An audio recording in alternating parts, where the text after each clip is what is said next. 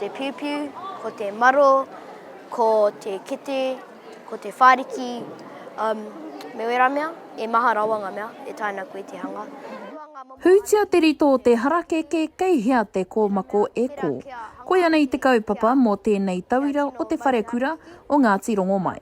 Kua taimai hau ki tēnei kaupapa, te kaupapa Tūkohu Ngāwhā, i te mea he tino hikaka hau kia mahi i tēnei mahi, i te mea ka taia koe te whakātu i o mahi puku mahi, i o mahi mai te kura, kia whai wāhi tō kura, ki roto i te mahi pūtai au. Tai mai a Te Kererū Kaiwai kei te tautua ono ia o te wharekura o Ngāti Rongo mai me tana kaupapa mo te oranga tonutanga o te harakeke hei toa takitini mō te taiao.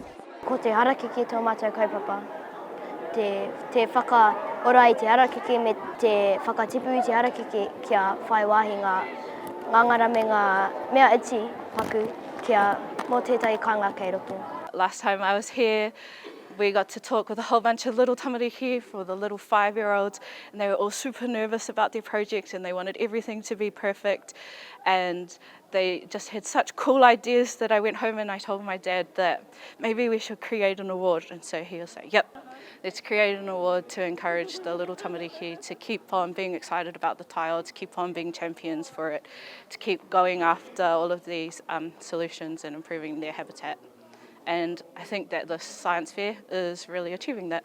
Koe nei te tau tuarua a Siobhan Nuri o te arawa me Ngāti Ranginui e whakawā ana i ngā kaupapa pūtaiao a tāhua rawa o ngā tamariki.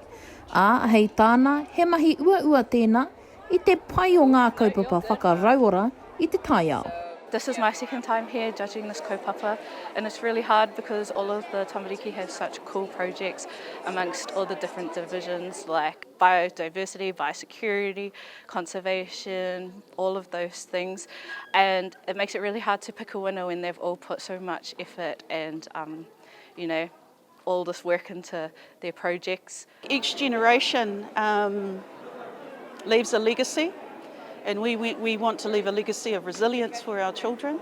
And it starts with opportunities like this.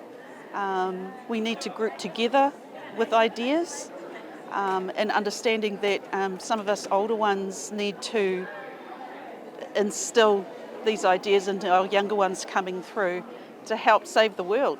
What did we learn about air quality in our classrooms, especially in our digital tech classrooms? That air quality is important, really important. Yeah, because it's like bad for your health with all the oxygen in them. Ko Lisa te whare te pauako pūtaiao me te hangarau ki te kura takawainga o Mokoia.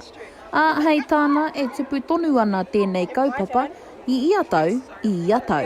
Okay, good boys, well done. Yep. I'd just like to acknowledge Te Aroha Lakes Trust and the hard work that they've put into this. It's grown every year. We've made a commitment, no matter what, that we will be coming back next year. We invite all schools in Aotearoa to consider this as an avenue, as we are the only science fair that holds Mātauranga Māori right up next to the word science.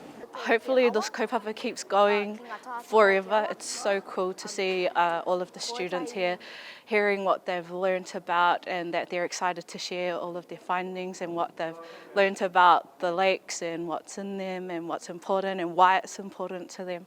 It's all really cool to see.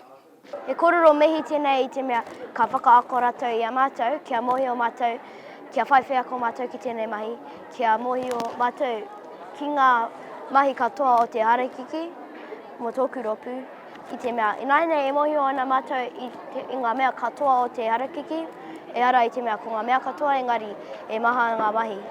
No reire, he mihi tēnei. Ka mutu mā ngā kai whakawā te mahi nui ki te whiriwhiri ko tēhea o ngā kaupapa pūtaiao whitu tekau mā waru katoa whakaihu waka ki te Tūkohu Ngāwhā i tēnei tau. Wai mā nea nuri, mā Aukaha.